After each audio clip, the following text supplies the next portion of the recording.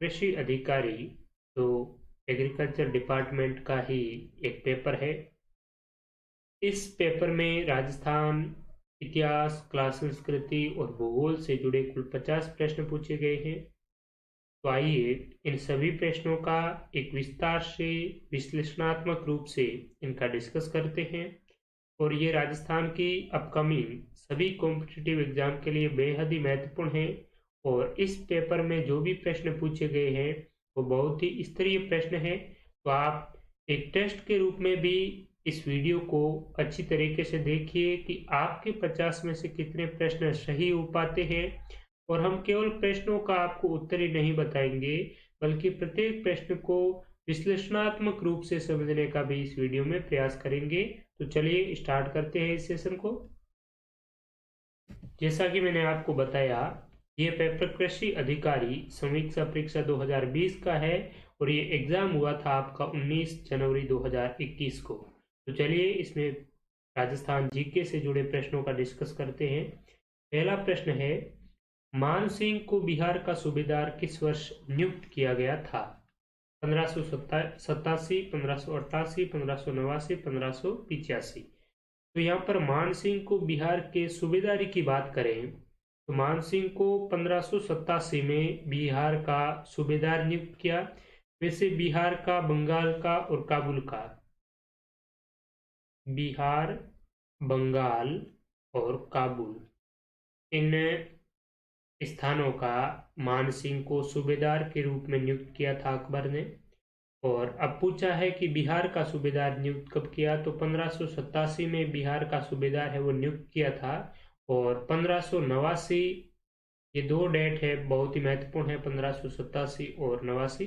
तो 1587 में तो इनको बिहार का सूबेदार नियुक्त किया था और 1589 में ये आमेर के शासक बने थे। आमेर के शासक कब बने थे? 1589 में, क्योंकि 1589 को इनके पिताजी, इनका नाम है भगवंत दास, भगवंत दास की मृत्यु हो जाती है, भगवंत दास का निधन हो जाता है। उसके बाद में ये आमेर के शासक बनते हैं। और आपको एक बात और ध्यान रखनी है कि 1562 में इसके दादाजी भारमल, भारमल इनके दादा थे और भगवंत दास इनके पिताजी थे। इन्होंने और मान सिंह, ये तीनों ही अकबर से मिले थे। कहाँ पर? सांबर झील के किनारे, ठीक है। और अकबर से मिलकर इन्होंने क्या किया, अकबर के साथ में वैवाहिक संबंध है वो स्थापित किया भारमल ने सबसे पहले, ठीक है। साथ ही साथ इन्होंने अकबर की अधीनता स्वीकार कर ली 1562 में सांबर झील के किनारे। और इसी समय 1562 में ये जो मान सिंह है, ये अकबर की अधीनता स्वीकार उन्होंने कर ली तीनों ने ही। और मान सिंह अकबर के सेवा में है वो चला गया था। तो ये भी प्रश्न आपको पूछा जा सकता है कि मान सिंह अकबर की सेवा में सबसे पहले कब गया? तो ये 12 साल की आयु में ही 1562 में मान सिंह की अकबर की सेवा में चला गया था, ये भी ध्यान में रखना है। और अकबर ने इन्हें एक पुत्र की तरफ माना था, इन्हें फरजंद की उपाधि भी दी थी, ठीक है। और 7,000 का मनसब प्रदान किया था। अकबर के जो 9 रत्न थे, उन 9 रत्नों में भी एक था कौन? मान सिंह, ठीक है। साथ ही साथ मान सिंह के संबंध में आपको यह भी ध्यान में रखना है कि 1573 में ये महाराणा प्रताप से मिले थे। अकबर के द्वितीय दूत के रूप में ये आए थे। जलाल खां, मान सिंह, भगवत दास और टोडरमल, ये 4 अकबर ने दूत भेजे थे कि महाराणा प्रताप को किसी भी प्रकार से मनाकर अकबर के अधीन किया जाए, ठीक है। लेकिन महाराणा प्रताप है वो नहीं माने। तो 1573 में ये अकबर के मैसेंजर के रूप में भी महाराणा प्रताप से मिले। और 1576 में जब महाराणा प्रताप नहीं माने तो इन्होंने हल्दी घाटी के युद्ध में अकबर की सेना का नेतृत्व भी संभाला था, ठीक है। तो ये चीजें मोटे तौर पर आपको ध्यान में रखना है। बिहार, बंगाल और काबुल का इन्होंने इसको सूबेदार नियुक्त किया। और बंगाल में इन्होंने क्या किया, तो बंगाल में इन्होंने अकबरपुर नामक शहर बसाया और बिहार में अपने ही नाम से मानपुर नामक नगर बसाया था। तो ये भी आपको ध्यान में रखना है। नेक्स्ट चलते हैं। निम्नांकित साहित्यकारों को उनके शासकों से सुमेलित कीजिए एवं नीचे दिए गए कूट से सही उत्तर का चयन कीजिए। यानी कि राजस्थान के ये राइटर्स हैं और ये है रूलर्स, शासक हैं। तो इन शासकों के काल में कौन कौन से जो साहित्यकार हैं वो किसके शासन काल में रहे थे, ये हमें देखना है मोटे तौर पर। मोहनोत नैणसी, महात्मा नरसेन, अत्रि, मुनिजेता, और यहाँ पर दे रखे हैं शासकों के नाम। तो मोहनोत नैणसी जोधपुर के शासक जसवंत सिंह के दरबारी कवि थे, तो यहाँ पर 1 में 3 हो जाएगा। और इन कूटों में भी देखा जाए तो ए में 3 केवल और केवल इसी तीसरे नंबर पर है, तो 3 नंबर बिल्कुल करेक्ट आंसर हो जाएगा। तो इस प्रकार से कूट वाले प्रश्नों से हमें घबराना नहीं है। जो भी सबसे सटीक आंसर लगे, हमें सबसे सरल जो यहाँ पर विकल्प लगे, उनको सबसे पहले ट्राई करना है। उनसे हो पाता है या नहीं, तो मोस्टली हो जाता है 1 या 2 विकल्पों से ट्राई करने पर, ठीक है। तो इसी प्रकार से हम प्रश्नों को एक इजी वे में सोल्व कर सकते हैं। बाकी अगर यहाँ पर ये नहीं हो पाता है तो अत्रि के बारे में आप सभी को पता होगा। अत्रि और महेश जो महाराणा कुंभा के दरबारी कवि थे, ठीक है, और इन्होंने कीर्ति स्तंभ प्रशस्ति की भी रचना की थी। तो यहाँ पर सी में 4 केवल और केवल इसी विकल्प में है, तो इस प्रकार से भी आप कर सकते हैं। अब बात आती है महात्मा नरसेन। ये अगर आपने ना भी पढ़ा हो तो भी इससे आप कर पाएंगे। तो महात्मा नरसेन है वो राव मालदेव के दरबारी साहित्यकार थे। और मुनिजेता बीकानेर के रायसिंह को राजपूताने का कर्ण भी कहा जाता है, ये भी आपको ध्यान में रखना है। इन्होंने भी 1570 में अकबर के नागौर दरबार में उपस्थित होकर अकबर की अधीनता है वो स्वीकार की थी, ठीक है। तो यहाँ पर मोहनोत नैणसी जसवंत सिंह, मोहनोत नैणसी के बारे में देखा जाए तो मोहनोत नैणसी ने 2 प्रसिद्ध ग्रंथों की रचना की थी। एक तो मारवाड़ा प्रगनारी विगत और दूसरी नैणसिरी ख्यात। मोहनोत नैणसिरी ख्यात, ठीक है।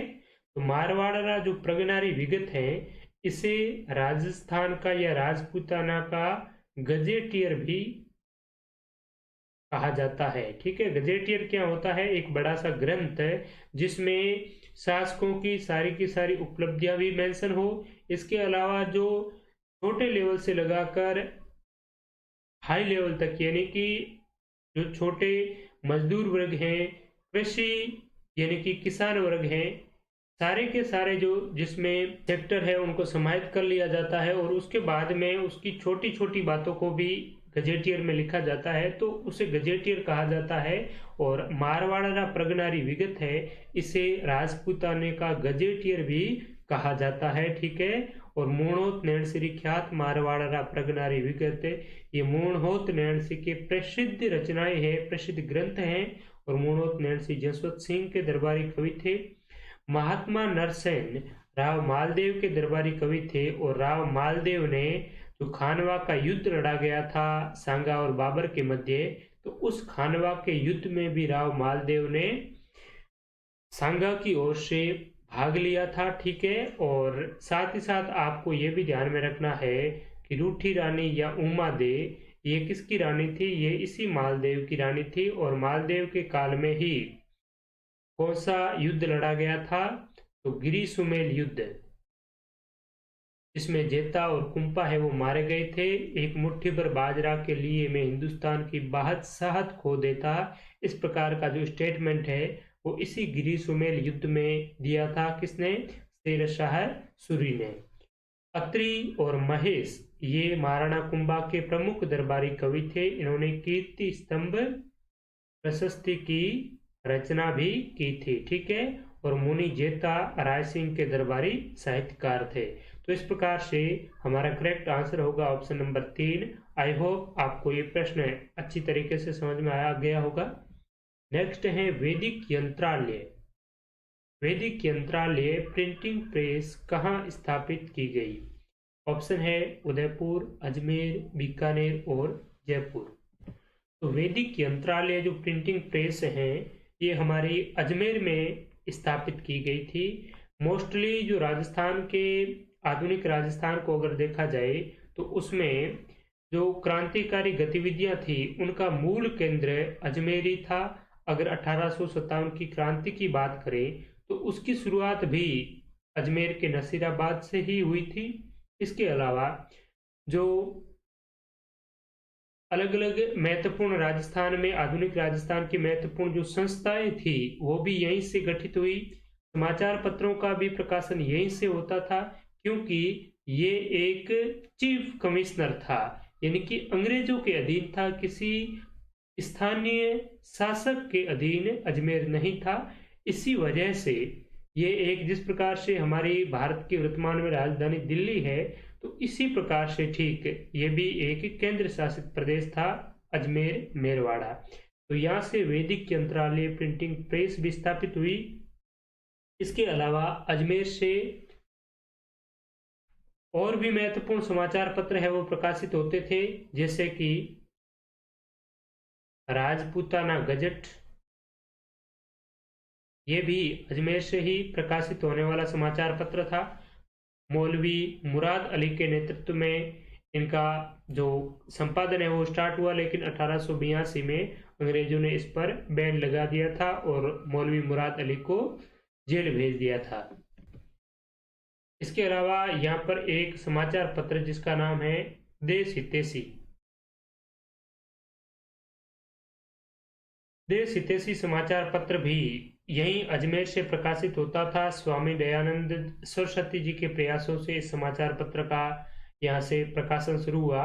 और उदयपुर से अगर बात करें तो स्वामी दयानंद सरस्वती जी के प्रयासों से उदयपुर के महाराणा सज्जन सिंह ने सज्जन कीर्ति सुधाकर नामक समाचार पत्र है। ये साप्ताहिक समाचार पत्र था, वीकली न्यूज़पेपर था, जो कि 1879 में स्टार्ट किया था उदयपुर से। ठीक है, तो ये भी आपको ध्यान में रखना है। और ये इस सज्जन कीर्ति सुधाकर को उदयपुर का गजट भी कहा जाता है, सरकारी गजट भी कहा जाता है, क्योंकि इसमें जो यही मतलब कोई क्रांतिकारी इसमें गतिविधियों की जानकारी नहीं मिलती थी। यानी एक सप्ताह में जो भी शासक के द्वारा जो भी प्रशासनिक निर्णय लिए गए हैं उन निर्णयों को इस सज्जन कीर्ति सुधाकर में पब्लिश किया जाता था। ठीक है, बाकी जयपुर की अगर बात करें तो जयपुर का एक समाचार पत्र है जिसका नाम है जगत कारक। ठीक है, तो ये भी कहाँ का है, जयपुर का है। तो इस प्रकार से ये महत्वपूर्ण समाचार पत्र है, आपको ध्यान में रखने हैं। और वैदिक यंत्रालय प्रिंटिंग प्रेस है, ये भी अजमेर से स्थापित की गई थी। नेक्स्ट प्रश्न है, राजस्थान के डांस और कास्ट दी हुई है कि कौन सा डांस कौन सी कास्ट से रिलेटेड है। नृत्य और जाति, राई, मांदल, चरी और तेहरे ताली, गुर्जर, कामड़, भील और ग्रासिया। तो राई नृत्य है, इसे और किस नाम से जाना जाता है, गौरी और राई नृत्य एक ही है, आपको ध्यान में रखना है। और ये भील जनजाति के द्वारा किया जाने वाला नृत्य है। तो राई नृत्य भील जनजाति के द्वारा किया जाता है, मांदल नृत्य ग्रासिया जनजाति के द्वारा, चरी नृत्य गुर्जर जाति के द्वारा और तेहरे ताली नृत्य कामड़िया पंथ की स्त्रियों द्वारा किया जाता है। और कामड़ जो पंथ है इसकी स्थापना बाबा रामदेव जी ने ही की थी। ठीक है, तो यहाँ पर इस प्रकार से एक में 3 है, 2 नंबर विकल्प में है, तो एक ही ऑप्शन से हमारा ये कोट है वो सही बैठ जाता है। ठीक है, तो यहाँ पर 2 नंबर विकल्प हमारा सही आंसर हो जाएगा। भीलों के नृत्यों की बात करें तो भीलों का और कौन कौन सा नृत्य है राई के अलावा, तो नेजा नृत्य, हाथीमना नृत्य, ये भीलों के प्रसिद्ध है वो नृत्य है। ठीक है, ध्यान में रखिए, नेजा, हाथीमना और घूमरा ये भीलों के नृत्य है। ग्रासियों की बात करें तो एक तो मांदल और एक है वालर नृत्य। ये ग्रासिया का बहुत ही प्रसिद्ध नृत्य है वालर नृत्य। ठीक है, इसके अलावा जवारा, जवारा और मोरिया, ये भी किसके नृत्य है? इसी ग्रासिया जनजाति के नृत्य है। अब बात करते हैं चरी गुर्जर। तो ये गुर्जर जाति का प्रसिद्ध नृत्य है, चरी नृत्य, ठीक है। और तेरह ताली कामड़िया पंथ, यहाँ पर इस नृत्य का नाम तेरह ताली क्यों रखा गया है? क्योंकि इस नृत्य में 13 मंजीरों का प्रयोग होता है। मंजीरे को चौतारा भी कहा जाता है, चौतारा या तंदूरा। तो आपसे पूछा जाए कि कामड़िया पंथ के द्वारा 13 ताली नृत्यों का जो आयोजन किया जाता है उसमें किस प्रकार के म्यूजिकल इंस्ट्रूमेंट का यूज किया जाता है, तो उसमें तंदूरा, चौतारा या मंजीरे का उपयोग किया जाता है। और मंजीरे कितने होते हैं? 13 मंजीरे होते हैं। 9 मंजीरे तो दाएं पांव पर होते हैं, ठीक है, दाएं पांव पर लगाए जाते हैं। और दो दो मंजीरे हैं हाथों की कोहनी के पास में, और दो दो ही एक एक मंजीरे हाथों की कोहनी के पास में, और एक एक मंजीरे एक एक हाथ में होते हैं। इस प्रकार से इस डांस है, इस डांस को होस्ट किया जाता है, ठीक है। तो यहाँ पर आपका करेक्ट आंसर ऑप्शन नंबर 2 हो जाएगा। नेक्स्ट चलते हैं। डटकी, थाली एवं खिराड़ी उपबोलियां राजस्थान की किस बोली से संबंधित हैं? विकल्प है मेवाड़ी, मारवाड़ी, ढूंढाड़ी और मेवाती। तो डटकी, थाली यहाँ पर नहीं है। यहाँ पर अगर आपको थली दिख जाए ना, तो आप में से काफी लोग हैं वो बहुत ही सटीकता से इस प्रश्न को आंसर है वो दे जाते, लेकिन यहाँ पर थाली ने आपको कंफ्यूज कर दिया है मुझे लगता है। खिराड़ी, ये जो बोलियां हैं राजस्थान की, किस बोली की उपबोलियां हैं, ठीक है, सब डायलेक्ट्स। तो यहाँ पर ऑप्शन नंबर 2 हो जाएगा मारवाड़ी। डटकी थड़ी यानी कि मरुस्थल यानी कि मरु का स्थल, ठीक है। अब ये मरु तो धीरे धीरे है, इसको हटा दिया है आम बोलचाल की भाषा में, और जो पश्चिमी राजस्थान है उसको थल या थड़ के नाम से जाना जाता है। और थड़ में जो बोली बोली जाती है उसे ही थली कहा जाता है, ठीक है, थली। और यहाँ पर इंग्लिश में इन्होंने थली यहाँ पर लिखा है और इसी ट्रांसलेशन से इन्होंने थाली कर दिया है। तो ये थोड़ा सा आपको कंफ्यूज हो सकता है। बाकी डटकी, थड़ी, खिराड़ी और एक और उपबोली है जिसका नाम है गोडवाड़ी। ये भी किसकी है? इसी मारवाड़ी की उपबोली है। मारवाड़ी की है, सॉरी, मेवाड़ी की नहीं है, ठीक है। मेवाड़ी प्रवर्तीय भाषा में जो बोली बोली जाती है वो प्रवर्तीय मेवाड़ी, और मैदानी भाषा में मैदानी मेवाड़ी। तो यही है, मेवाड़ी की इतनी ज्यादा कुछ उपबोलियां है नहीं। ढूंढाड़ी की बात करें तो ढूंढाड़ी की बहुत 2-3 महत्वपूर्ण सब डायलेक्ट्स हैं जो बहुत ही महत्वपूर्ण है, वो आपको ध्यान में रखनी है। एक तो है तोरावाटी, राजावाटी, और एक है नागरचोल। ये किसकी उपबोलियां हैं? तोरावाटी, राजावाटी, नागरचोल, ये किसकी उपबोलियां हैं? तो ये ढूंढाड़ी की है। मेवाती की कौन सी है? तो मेवाती की है अहिरवाटी। और ये कहाँ पर बोली जाती है? ये अलवर के बहरोड और मुंडावर क्षेत्र में बोली जाने वाली मेवाती की प्रसिद्ध उपबोली है अहिरवाटी। ये भी आपको ध्यान में रखना है। नेक्स्ट चलते हैं। राजस्थानी कवियों में नवजागरण के प्रथम कवि किसे माना जाता है? In the Rajasthani poets who is considered to be the first poet of the renaissance?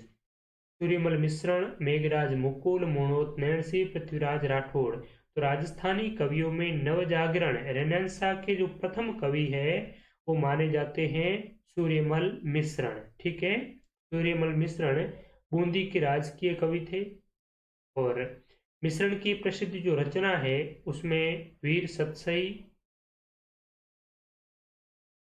Balwant विलास, राम रंजाट, छंदम्युख, ये किसकी रचना है? ये है हमारे सूर्यमल मिश्रण की रचनाएं है। वीर सतसई, बलवंत विलास, राम रंजाट, छंदम्युख, ठीक है। मेघराज मुकुल की एक प्रसिद्ध रचना है राजस्थानी भाषा में जिसका नाम है सेनानी। तो ये भी आपको ध्यान में रखना है। मोहनोत नैणसी में हमने अभी डिस्कस किया, जसवंत सिंह के दरबारी कवि थे। मारवाड़ा प्रज्ञारी विगत और मोणोत नैणश्री ख्यात इसकी प्रसिद्ध रचनाएं हैं। पृथ्वीराज राठौड़ इसे उड़ना राजकुमार भी कहा जाता है और इसे पीथल भी कहा जाता है। ठीक है, पाथल और पीथल कन्हैयालाल सेठिया की प्रसिद्ध रचना है, जिसमें पाथल उन्होंने किसको कहा है, पाथल कहा है महाराणा प्रताप को और पीथल कहा है पृथ्वीराज राठौड़ को। ठीक है, नेक्स्ट, सुमेलित करना है हमें कूट के माध्यम से।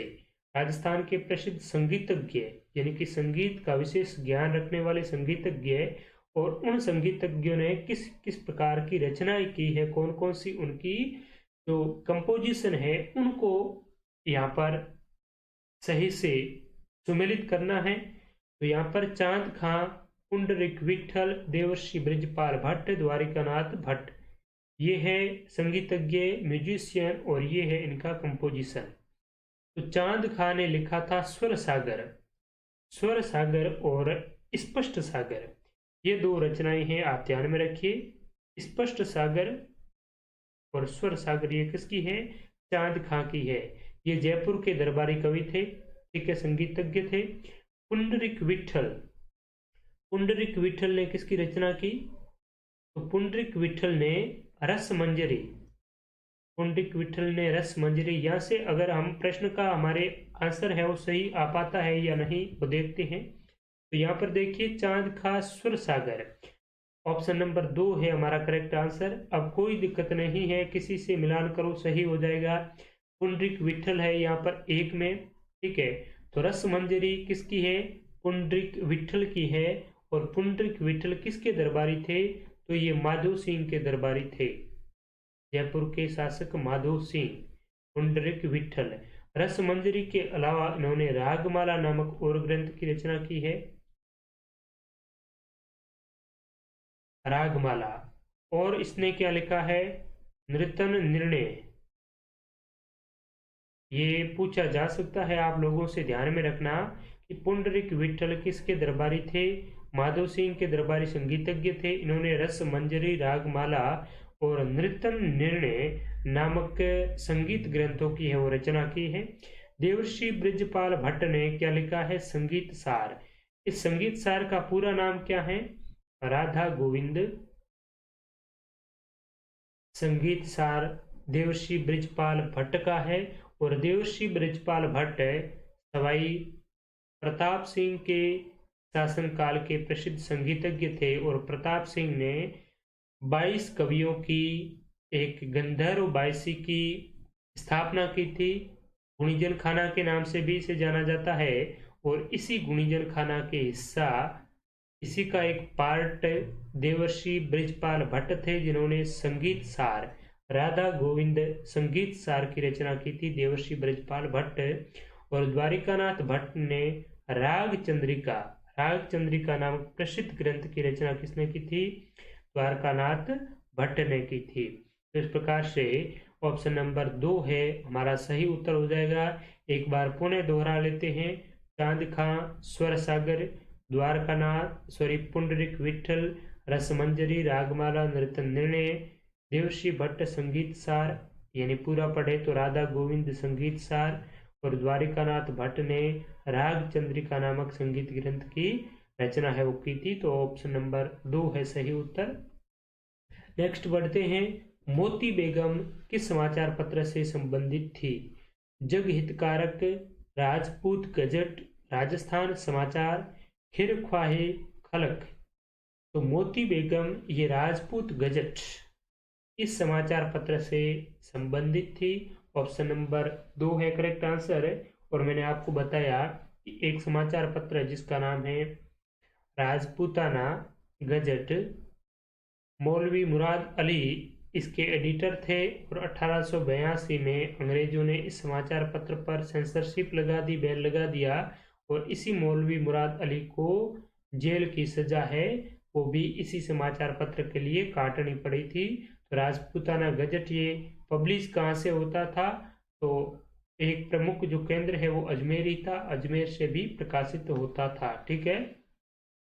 नेक्स्ट, निम्नांकित मेलों को उनके आयोजन के माह से सुमेलित कीजिए एवं नीचे दिए गए कूट का सही उत्तर कर फूड का चयन करें। ठीक है, मेले दे रखे हैं और मंथ दे रखे हैं। मंथ भी कैसे, जनवरी फरवरी नहीं, हिंदी मंथ। ठीक है, चैत्र वैशाख ज्येष्ठ आषाढ़ इस प्रकार की। तो मेला दिया है सबसे पहले तो हमें पुष्कर जी का। पुष्कर जी का मेला अजमेर में आयोजित होता है, ब्रह्मा जी का प्रसिद्ध मंदिर है यहाँ पर। ठीक है, और पुष्कर का मेला कार्तिक पूर्णिमा को भरता है। तो एक में 3 हो जाएगा। तो देखिए मित्रों, कितना इजी प्रश्न दे रखा है। चाहे आपको और कुछ भी ना आता हो, लेकिन कार्तिक पूर्णिमा वाला कोलायत का मेला और पुष्कर का मेला ये आपको बहुत ही अच्छी तरीके से पता होगा। तो पुष्कर का मेला Kartik Purnima, option number A की हमारा सही उत्तर हो जाएगा। इसके अलावा जीण माता का जो मेला है ये चैत्र मास में और आश्विन मास में, यानी कि आश्विन और चैत्र की जो नवरात्रा है, इस नवरात्रों में किसका मेला लगता है, जीण माता का मेला लगता है। कहाँ पर, रेवासा सीकर में। भरथरी, राजा गोपीचंद भरथरी का मेला है वो अलवर में लगता है। और इसका मेला है, इनका मेला है वो गोपीचंद जो भरथरी का मेला है, ये मेला वर्ष में 2 बार भरता है। और कहाँ पर, ये आप इसको काट दीजिए। गोपीचंद भरथरी का मेला भाद्रपद मास में, और एक मास है वैशाख का। वैशाख और भाद्रपद मास में भरथरी का मेला भरता है वर्ष में 2 बार। तो इसमें वर्ष में 2 बार कौन कौन से मेले हैं, एक तो जीण माता का मेला चैत्र और आश्विन नवरात्रा, और एक भरथरी का मेला जो भाद्रपद और वैशाख मास में। डिग्गी का मेला राजा दिग्विजय, ये श्रावण की अमावस्या को भरता है, श्रावणी अमावस्या। तो इस प्रकार से करेक्ट आंसर क्या हो जाएगा, करेक्ट आंसर तो हमने पहले ही देख लिया, एक है। तो ये चीजें देखनी है। पुष्कर में कार्तिक पूर्णिमा को मेला लगता है अजमेर में। ठीक है, और ये जो मेला है ये विदेशी पर्यटकों के लिए बहुत ही आकर्षण का केंद्र रहता है। यहाँ पर पशुओं की भी खरीद फरोख्त होती है, पशु मेला भी लगता है। जीण माता का मेला रेवासा सीकर में चैत्र अश्विन नवरात्रों में।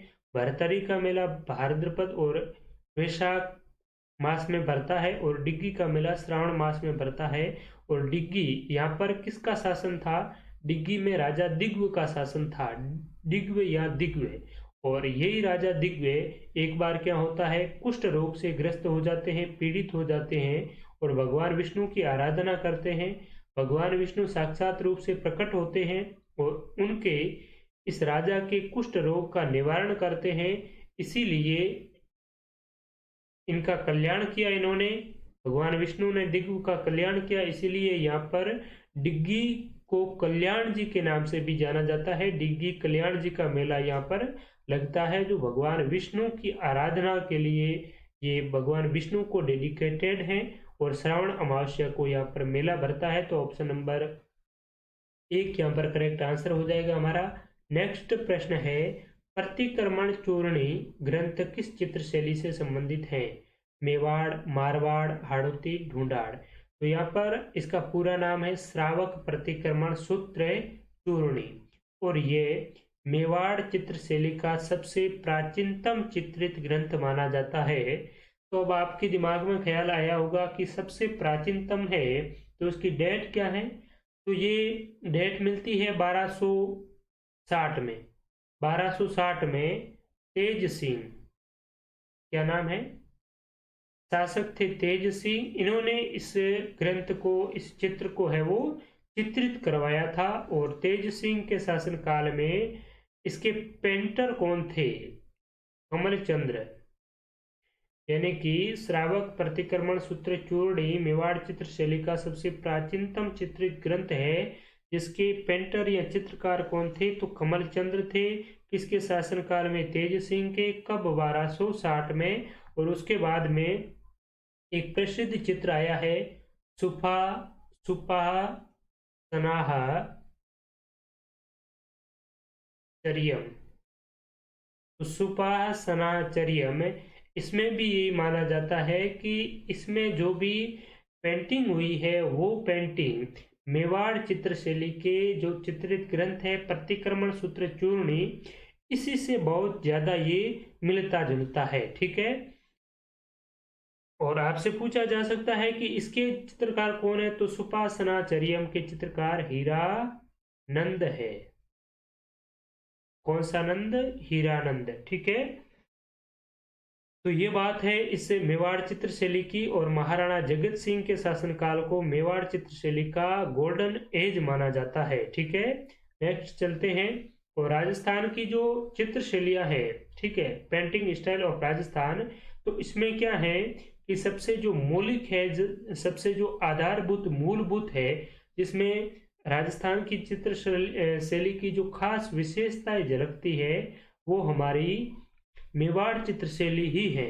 ठीक है, नेक्स्ट, निम्नांकित चित्रकारों को उनकी चित्रशैली या उपशैली से सुमेलित कीजिए एवं नीचे दिए गए कूट से सही उत्तर का चयन करें।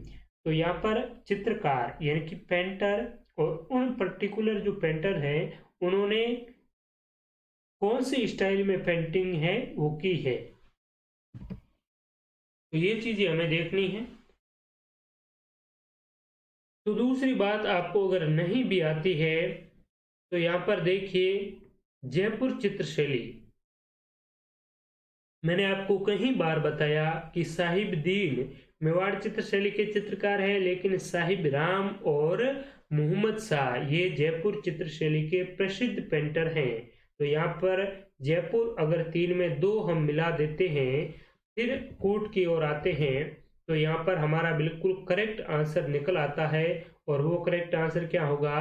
सी में 2 किसमें है? सी में 2 है केवल और केवल ऑप्शन नंबर 1 में। तो इस प्रकार से हमारा करेक्ट आंसर तो निकल आता है।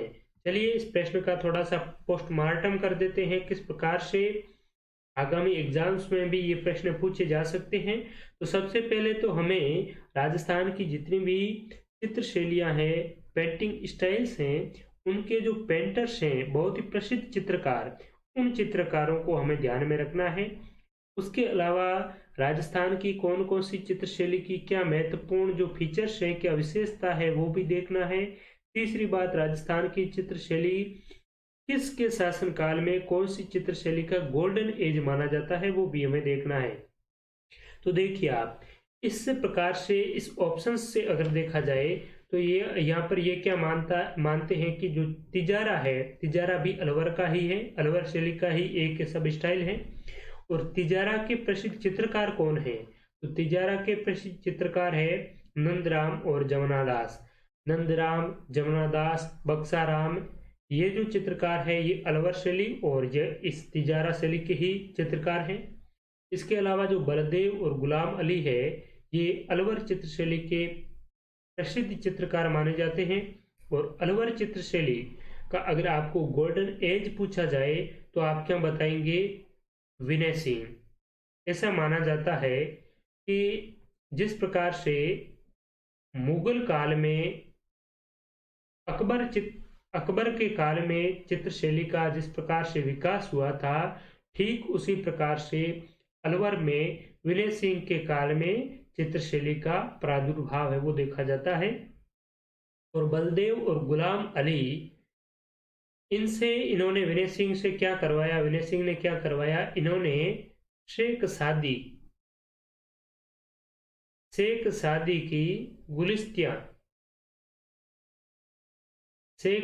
की गुलिस्तियां की पांडुलिपियां हैं, उन पांडुलिपियों को इन्होंने चित्रित करवाया था। किससे? बलदेव और गुलाम अली से। किसने? विनय सिंह ने। आपसे पूछा जाए कि शेख सादी की गुलिस्तियों की पांडुलिपियां कौन सी चित्रशैली की विशेषता है, तो ये अलवर चित्रशैली की विशेषता है। किसके शासनकाल में ये उकेरी गई, सामने आई? तो विनय सिंह के शासनकाल में। पेंटर कौन थे? तो बलदेव और गुलाम अली। ठीक है, इसके अलावा यहाँ पर एक पेंटर का नाम और आता है, वो है सालिग्राम। सालिग्राम वैसे जयपुर चित्रशैली से ही है, लेकिन ये जो अलवर की चित्रशैली है ये मूलतः जयपुर चित्रशैली से ही इसका विकास हुआ है, ये निकली है। ठीक है, साहिब राम और मोहम्मद शाह, ये आपके जयपुर चित्रशैली के प्रमुख चित्रकार हैं, ठीक है। और जयपुर के आपको पूछा जाए कि जयपुर चित्रशैली का स्वर्ण काल किसके शासनकाल को माना जाता है, तो ये आप कमेंट करके बताइए, या फिर मैं आपको बता देता हूं। जयपुर के जो प्रताप सिंह है, इसी के शासनकाल को जयपुर चित्रशैली का गोल्डन एज माना जाता है। साहिब राम, मोहम्मद शाह, इसके अलावा लालचंद, हुक्मा, शालिग्राम, ये सभी इसी जयपुर चित्रशैली के प्रसिद्ध चित्रकार हैं, ठीक है। इसके अलावा बात करें तिजारा की, तो तिजारा के नंदलाल, जमुनादास, बक्साराम ये प्रमुख पेंटर हैं। और किशनगढ़ बहुत ही महत्वपूर्ण चित्रशैली है। और किशनगढ़ के प्रमुख जो चित्रकार है वो मूलराज, भीखचंद, और एक नाम बहुत ही महत्वपूर्ण है जो पीछे रह गया है, उसका नाम है मोर ध्वज, या इसे निहाल चंद भी कहते हैं। ये भी किसी के किशनगढ़ चित्रशैली के प्रसिद्ध पेंटर हैं। और किशनगढ़ चित्रशैली को प्रकाश में लाने का श्रेय डॉक्टर फैयाज अली और Eric Dixon, doctor Faiyaz Ali और एरिक डिक्सन को इस किशनगढ़ चित्रशैली को प्रकाश में लाने का श्रेय है वो दिया जाता है। और इस डॉक्टर एरिक डिक्सन ने इस मेवाड़ चित्रशैली को, यानी कि किशनगढ़ चित्रकला शैली को, इस बड़ी ठनी किशनगढ़ चित्रशैली का जो प्रसिद्ध जो चित्र है उसका नाम है बड़ी ठनी। और बड़ी ठनी को राजस्थान की नहीं बल्कि भारत की मोनालिसा की संज्ञा किसने दी थी? एरिक डिक्सन ने दी थी, ठीक है। और बड़ी ठनी के पेंटर कौन थे? तो निहाल चंद मोरध्वजी बड़ी ठनी के पेंटर थे। और किशनगढ़ के शासक जिसका नाम है नागरीदास या सावंत सिंह, इसी के शासनकाल को किशनगढ़ चित्रशैली का गोल्डन एज माना जाता है, ठीक है। और बड़ी ठनी का जो चित्रांकन हुआ था वो इसी नागरीदास या सावंत सिंह के शासनकाल में हुआ था।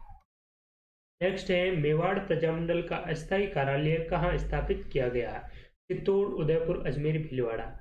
तो मेवाड़ प्रजामंडल का स्थायी कार्यालय कहाँ पर था? यहाँ पर अस्थायी है, तो उससे पहले हम इसके बैकग्राउंड में देखते हैं कि इसका स्थायी कार्यालय कहाँ था। तो स्थायी कार्यालय है वो आपका उदयपुर में था, ठीक है। अब उदयपुर में स्थायी कार्यालय था तो अस्थायी जो टेम्पररी ऑफिस है उसकी जरूरत क्यों पड़ी? तो देखिए आप 24 अप्रैल 1938 को क्या हुआ? मेवाड़ प्रजामंडल की स्थापना हुई। स्थापना किसने की? तो माणिक्यलाल वर्मा का इसमें सबसे महत्वपूर्ण हाथ था, योगदान था। लेकिन इनका अध्यक्ष है वो बलवंत सिंह को बनाया गया। बलवंत सिंह मेहता अध्यक्ष थे, भूरेलाल बयां इसके उपाध्यक्ष बने, और वर्मा जी इसके महामंत्री है वो बने थे, ठीक है। तो इस प्रकार से 24 अप्रैल 1938 को मेवाड़ प्रजामंडल गठित हो गया। लेकिन कुछ ही समय बाद यानी कि मई 1938 में इस मेवाड़ प्रजामंडल को क्या कर दिया? गैर कानूनी घोषित कर दिया। किसने? मेवाड़ के शासक और अंग्रेजों ने। अब गैर कानूनी घोषित किया और माणिक्यलाल वर्मा को यह आदेश दे डाला कि आपको मेवाड़ से देश निकाला दिया जाता है, मेवाड़ आप छोड़कर चले जाइए, ठीक है। तो अब माणिक्यलाल वर्मा महात्मा गांधी जी के पास में जाते हैं। गांधी जी कहाँ थे? गांधी जी वर्धा आश्रम में थे, ठीक है, महाराष्ट्र में। वहां से गांधी जी से मिले और उसके बाद में गांधी जी से सलाह मशविरा करने के बाद में उन्होंने तय किया कि अजमेर को एक टेम्पररी ऑफिस के रूप में चुना जाए। और वहीं से महात्मा गांधी की प्रेरणा से ही ये अजमेर आए और अजमेर में इस मेवाड़ प्रजामंडल का एक टेम्पररी ऑफिस है वो एस्टेब्लिश्ड किया। और यही जो कारण था कि अजमेर में इन्होंने अस्थायी कार्यालय है वो स्थापित किया। तो इस प्रकार से हमारे इस प्रश्न का करेक्ट जवाब है वो ऑप्शन 3 नंबर हो जाएगा, अजमेर। तो आई होप आपको अच्छी तरीके से समझ में आ गया होगा कि अजमेर में ये जो कार्यालय है ये क्यों खोला गया था। और माणिक्यलाल वर्मा जी ने एक प्रसिद्ध यहाँ पर पुस्तक लिखी थी, मेवाड़ का वर्तमान शासन, और इस पुस्तक में इन्होंने बहुत ही कटु आलोचनाएं की थी अंग्रेजों की कि मेवाड़ का जो वर्तमान शासन है वो किस प्रकार का है। और पंछीड़ा भी बहुत ही महत्वपूर्ण ग्रंथ है इसी का, इन्हीं का, माणिक्यलाल जी वर्मा का। ठीक है, चलिए नेक्स्ट क्वेश्चन देखते हैं। नेक्स्ट प्रश्न है कि डाबी के किसान आंदोलन में झंडा गीत गाते समय राज्य पुलिस की गोली से कौन शहीद हुआ था? ऑप्शन है रूपाजी धाकड़, कृपाजी धाकड़, नानक जी भील और बाल मुकुंद पिलवा। तो इसमें हमारा सही जवाब क्या होगा? Option number 3, Nanak ji Bhil. नानक जी भील और देवीलाल गुर्जर डाबी हत्याकांड यानी कि डाबी किसान आंदोलन के दौरान झंडा गीत गाते हुए शहीद हुए थे। और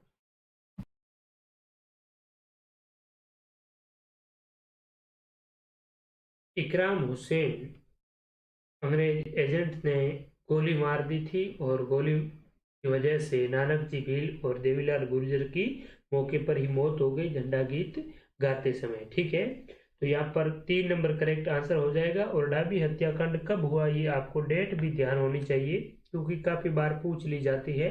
तो 2 अप्रैल 1923 को यह हत्याकांड है वो हुआ था।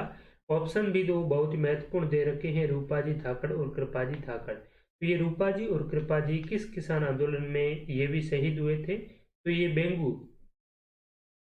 बेंगू किसान आंदोलन या बेंगू हत्याकांड। ठीक है, और ये बेंगू किसान आंदोलन भी 1923 में ही हुआ था, 23 में ही ये शहीद हुए थे। ठीक है, और इसके लिए एक आयोग भी गठित किया गया था, कमीशन भी गठित हुआ था, जिस कमीशन का क्या नाम था? Trench commission. तो आपको पूछा जाए कि ट्रेंच कमीशन किस के लिए गठित किया गया था, किस किसान आंदोलन से जुड़ा हुआ था? तो बेंगू किसान आंदोलन, जिसमें रूपाजी और कृपाजी धाकड़ शहीद हो गए थे। नेक्स्ट प्रश्न है कि कौन सा साक्ष्य, कौन सा जो एविडेंस है वो हल्दी घाटी के युद्ध में महाराणा प्रताप को विजयी मानता है? विकल्प है राज प्रशस्ति, राज प्रकाश, जगदीश मंदिर प्रशस्ति और ये सभी। तो इसमें ऑल ऑफ दीज करेक्ट हैं। मेवाड़ के जितने भी ऐतिहासिक ग्रंथ हैं या फिर जितनी भी प्रशस्तियां हैं, अभिलेख हैं, उन सभी में ये बात लिखी गई है कि जो हल्दी घाटी का युद्ध हुआ था 1576 में, उस युद्ध में महाराणा प्रताप है वो विजयी रहे थे। लेकिन जितने भी मुगलों के ग्रंथ हैं उसमें यह बताया गया है कि अकबर है वो विजयी रहा था। ठीक है, तो ये जाहिर सी बात है, अपने की जो पक्ष है वो हर कोई लेता है। लेकिन यहाँ पर कुछ इतिहासकार है वो बताते हैं कि ये एक अनिर्णायक युद्ध रहा था जिसमें नहीं मान सकते कि किसी की विजय हुई थी। ठीक है, और ये युद्ध कब हुआ ये डेट आपको ध्यान में रखनी है। 18 जून 1576 को हल्दी घाटी का युद्ध हुआ था, जिसमें अकबर की सेना का नेतृत्व कौन कर रहा था? मान सिंह कर रहा था और वर्सेज महाराणा प्रताप। ठीक है, नेक्स्ट, महाराजा मानसिंह की मृत्यु कहाँ हुई थी? तो मानसिंह से जुड़ा एक प्रश्न तो स्टार्टिंग में था और एक इसमें पूछा गया है, बंगाल, बिहार, उड़ीसा और महाराष्ट्र। तो मानसिंह को बंगाल का, बिहार का सूबेदार नियुक्त किया था। ठीक है,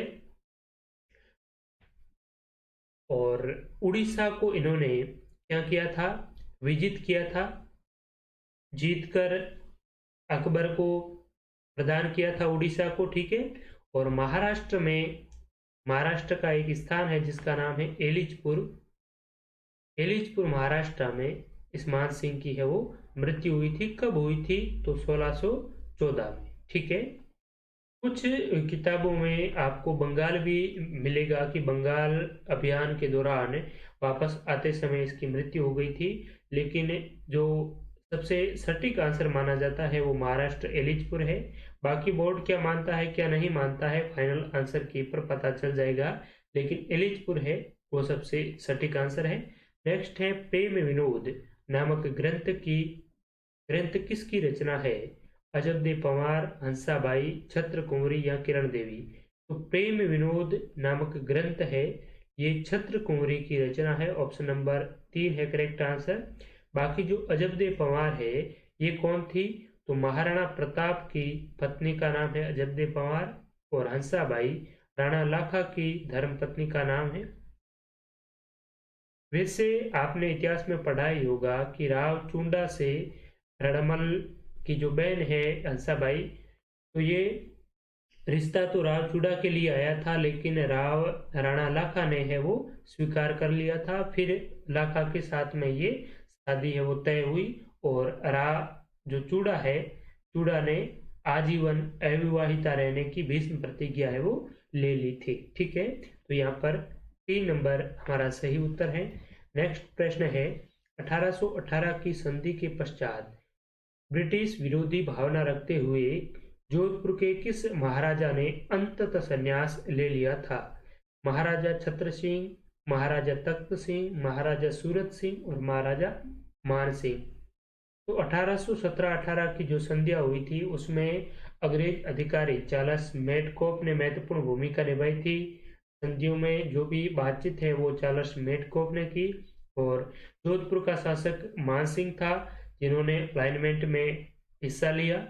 लेकिन अंग्रेजों ने इन शासकों को परेशान कर रखा था। सबसे पहले तो इन्होंने 1835 में जोधपुर लीजियन की स्थापना की एरिनपुरा में। उसके बाद में इन्होंने 1839 में जोधपुर पर अधिकार कर लिया अंग्रेजों ने। नमक जो संधि हुई थी जयपुर और जोधपुर के साथ में, उन पर भी अंग्रेजों ने एकाधिकार कर लिया सांबर झील पर। तो इस प्रकार से धीरे धीरे करके ये राजस्थान के शासक है वो अंग्रेजों से तंग आ गए, और इन्होंने अंततः मान सिंह ने 1843 में सारा का सारा जो कामकाज है वो अंग्रेजों को सौंप दिया और कहा कि मुझे तो आप एक पेंशन के रूप में राशि है वो अदायगी करना स्टार्ट कर देना, बाकी का काम आप संभालो, सेना आप संभालो, और जो भी सिक्योरिटी का मामला है वो आपके हाथों सौंप दिया जाता है। तो इस प्रकार से उन्होंने जोधपुर के शासक जिसका नाम है महाराजा मान सिंह, इन्होंने अंततः संन्यास ले लिया, और महाराजा मान सिंह ने जो महामंदिर है जोधपुर का, नाथों का प्रसिद्ध मंदिर माना जाता है, इसका निर्माण भी महाराजा मान सिंह के ही शासनकाल में हुआ था। दूसरी बात, बांकीदासरी ख्यात जिसमें जोधपुर और जयपुर की स्थापना की भी हमें जानकारी मिलती है, तो ये बांकीदास की ख्यात है, ये भी महाराजा मान सिंह के शासनकाल में लिखी गई थी। बांकीदास महाराजा मान सिंह के ही दरबारी कवि थे। ठीक है, तो इसमें 4 नंबर है हमारा बिल्कुल करेक्ट आंसर। राजस्थान नामक समाचार पत्र बंद होने के पश्चात पुनः किस नाम से प्रकाशित हुआ? प्रताप, राजस्थान केसरी, तरुण राजस्थान, राजस्थान। तो यहाँ पर ये जो 3 है, प्रताप, राजस्थान केसरी, तरुण राजस्थान, ठीक है, तो यहाँ पर नवीन राजस्थान नामक समाचार पत्र बंद हुआ, उसके बाद में तरुण राजस्थान है वो शुरू हो गया था। अब देखिए आप, 1919 में राजस्थान सेवा संघ की स्थापना होती है। ठीक है, और राजस्थान सेवा संघ की स्थापना के बाद में लगभग 1919-20 में राजस्थान केसरी नामक समाचार पत्र है वो विजय सिंह पथिक और उनके सहयोगियों द्वारा स्टार्ट किया जाता है, पब्लिश किया जाता है।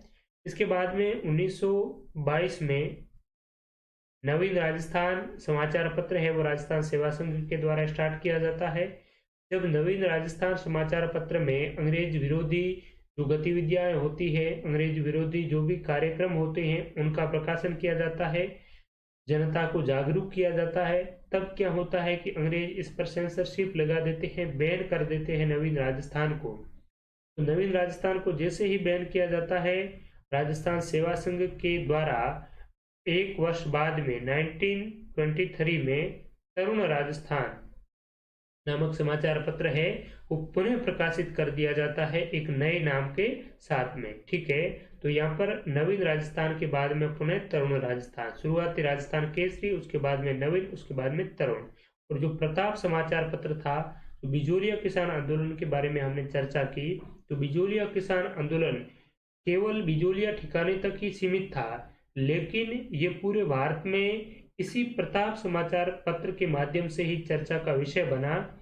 प्रताप समाचार पत्र कानपुर से प्रकाशित होता था, कानपुर उत्तर प्रदेश, और इसके जो एडिटर थे, इसके संपादक थे, वो गणेश शंकर विद्यार्थी थे।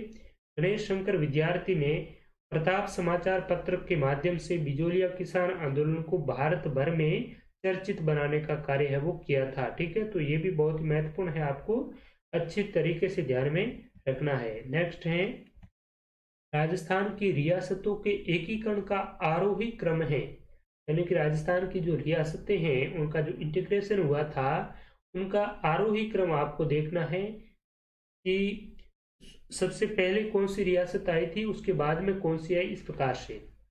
राजस्थान का एकीकरण स्टार्ट तो हुआ था कब, 18 मार्च 1948 को।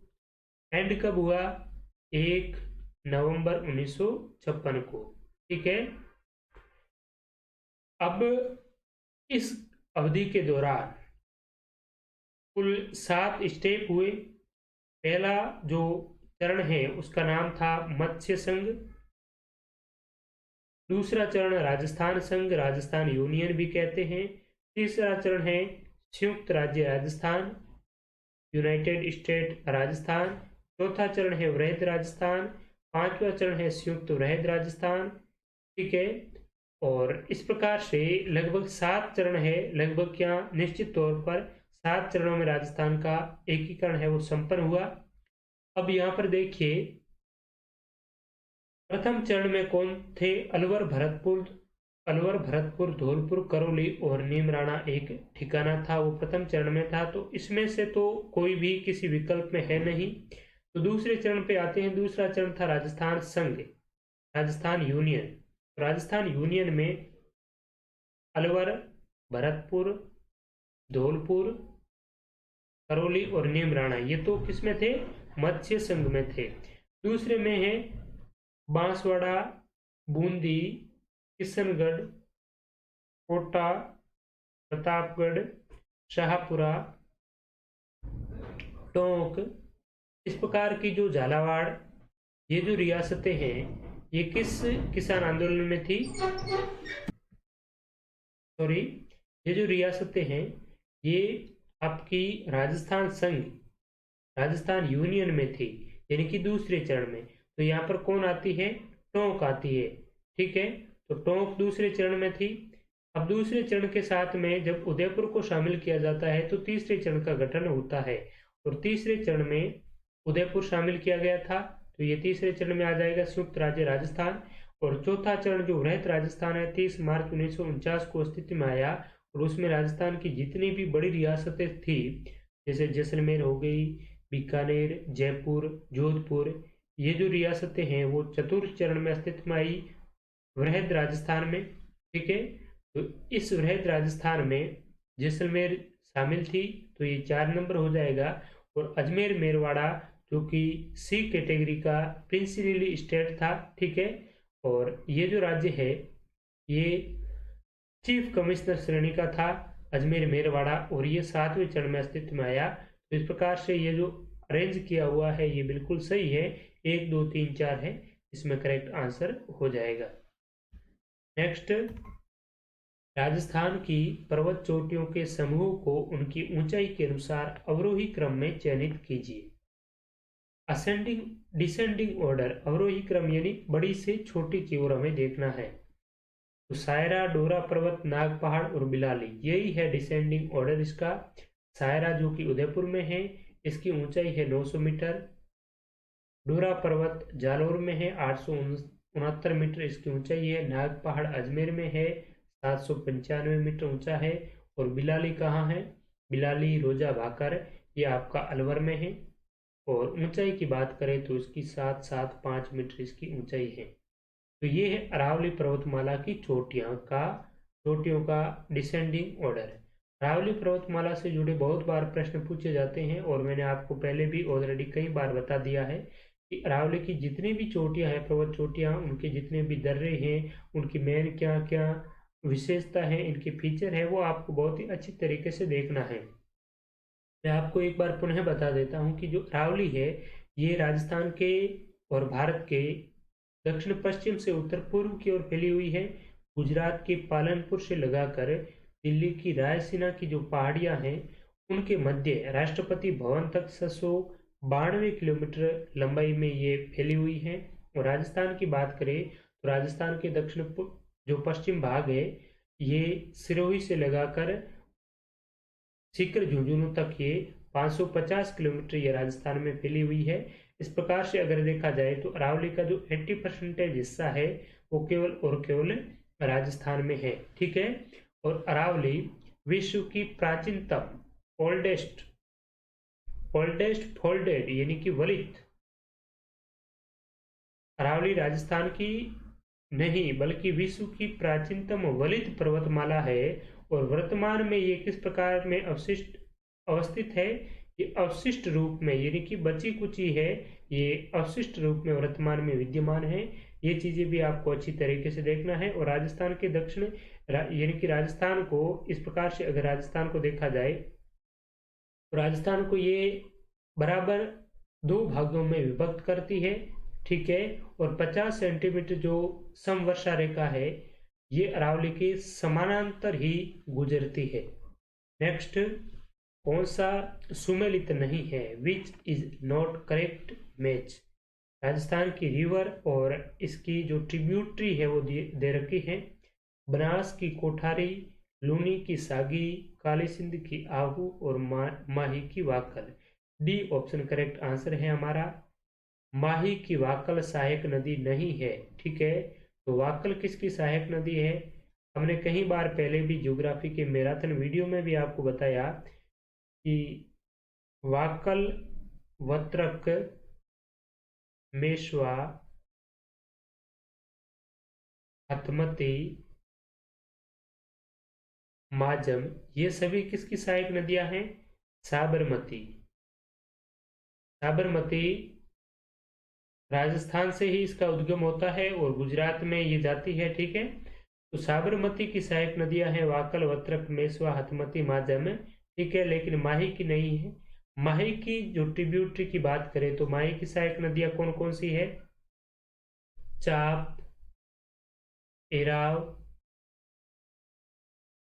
हरन, मोरेन, इसके अलावा सोम, जाखम, ये जो नदियां हैं ये सभी इस माही की सहायक नदी है। और सोम, माही, जाखम डूंगरपुर के बेणेश्वर नामक स्थान पर त्रिवेणी संगम का भी निर्माण करती है। काली सिंध की आहू सहायक नदी है। और आहू और काली सिंध ये दोनों ही किसकी सहायक नदी है? चंबल की सहायक नदियां हैं।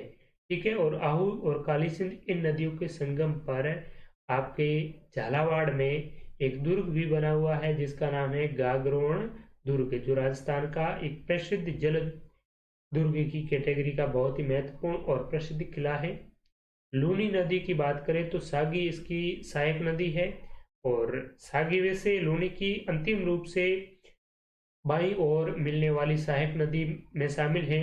और सागी है वो प्रत्यक्षतः लूनी में नहीं मिलती है, ये पहले जवाई में मिलती है और जवाई है ये जाकर लूनी में मिलती है। लूनी की और सहायक नदियों की बात करें तो सूखड़ी, लीलड़ी, मीठड़ी, जोजड़ी, जवाई, खारी ये सभी लूनी की सहायक नदियां हैं। बनास की बात करें तो बनास खमनोर की पहाड़ियां राजसमंद से उद्गम होता है इसका, और इसे वन की आस और वर्णासा के नाम से भी जाना जाता है। कोठारी इसकी सहायक नदी है। इसके अलावा खारी भी इसकी सहायक है। बांडी, मानसी और डाई ये जो नदियां हैं ये इसी की सहायक नदी है, बनास की ही। ठीक है। तो इस प्रकार से हमारा जो करेक्ट आंसर है वो तो है ऑप्शन नंबर डी। नेक्स्ट है, राजस्थान की प्रमुख झीलें दी हुई हैं और ये झीलें कौन से जिले में लोकेटेड हैं उन जिलों का भी नाम दे रखा है। तो अजमेर जिले में कौन सी झील है? तो अजमेर में आपकी फौज सागर झील है और एक है आना सागर। आना सागर और फौज सागर कहाँ है? अजमेर में है। डूंगरपुर में आपकी गेप सागर झील है। जोधपुर में कौन सी है? प्रताप सागर, सर प्रताप। ठीक है। इसके अलावा कायलाना झील जोधपुर में है और एक जोधपुर में है बाल समंद। बालसमंद, कायलाना और प्रताप सागर ये जोधपुर की झीलें हैं। और बुझ झील ये कहाँ पर है? जैसलमेर की झील है। और इस झील का निर्माण कौन सी नदी करती है? तो काकनी या मसूर जिसे कहते हैं, ये नदी कोटड़ी गांव जैसलमेर से उद्गम होता है और बुझ झील का निर्माण करती हुई यहीं पर विलुप्त हो जाती है। तो जैसलमेर में बुझ झील स्थित है। ठीक है। अगला प्रश्न है, निम्न में से सालर वन किस जिले में नहीं पाए जाते हैं?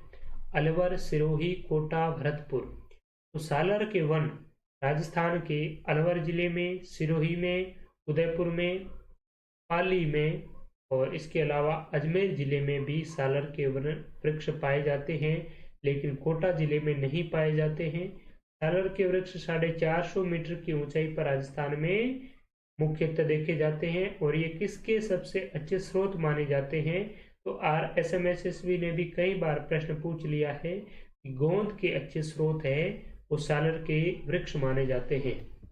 नेक्स्ट है, कोपेन के वर्गीकरण के अनुसार निम्न में से किन जिलों में AW प्रकार की जलवायु पाई जाती है? भरतपुर, अलवर, बांसवाड़ा, झालावाड़, सीकर व नागौर, हनुमानगढ़ व बीकानेर। तो कोपेन के अनुसार AW प्रकार की जलवायु राजस्थान के दक्षिणी भाग में पाई जाती है।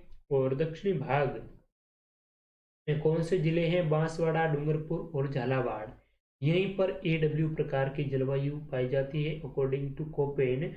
और कोपेन के वर्गीकरण के अनुसार राजस्थान का सबसे छोटा जलवायु प्रदेश भी AW ही है। ठीक है। और कोपेन के अनुसार BSHW राजस्थान का क्षेत्रफल की दृष्टि से सबसे बड़ा जलवायु प्रदेश है।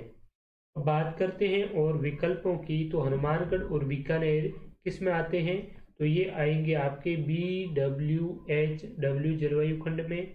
सीकर और नागौर ये आ जाएंगे आपके BSHW में।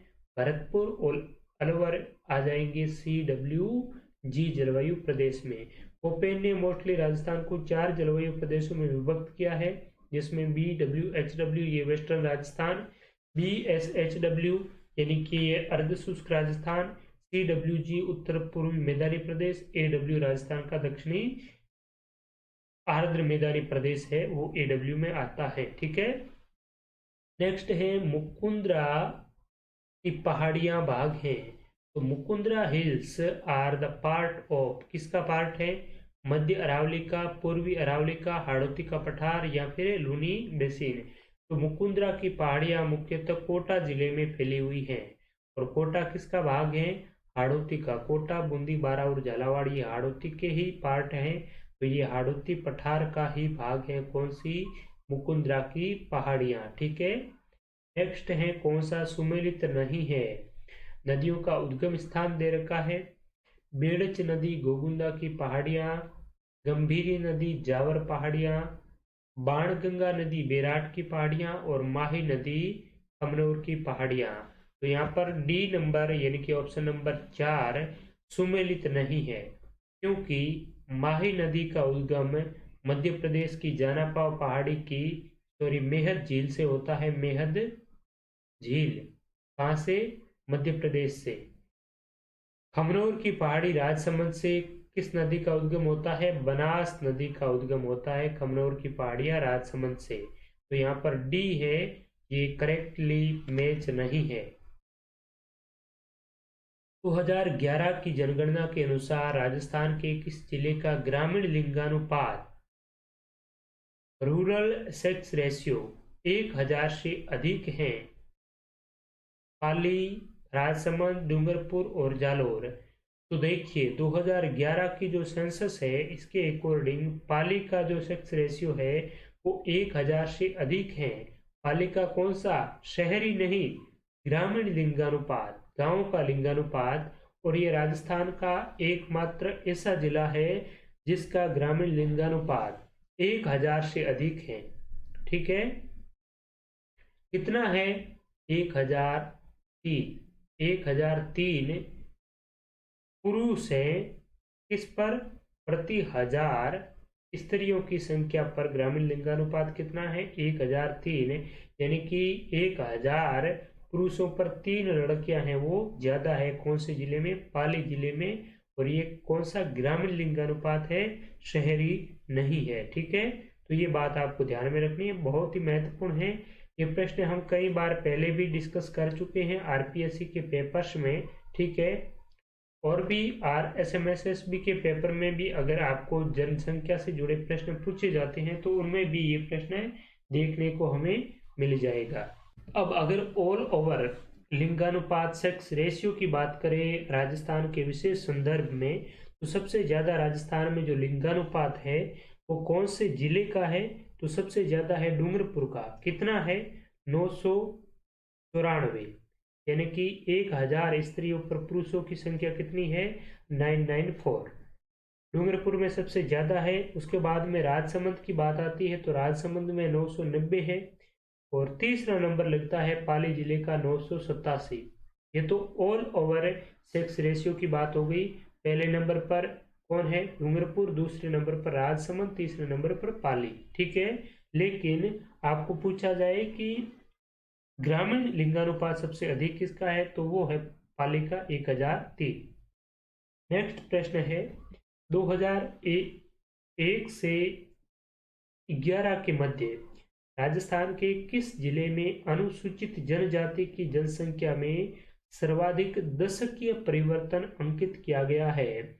Which district of Rajasthan has recorded highest decadal change of scheduled tribe population during 2001 to 11। Nagaur, Jaisalmer, Banswara और डूंगरपुर इन जिलों में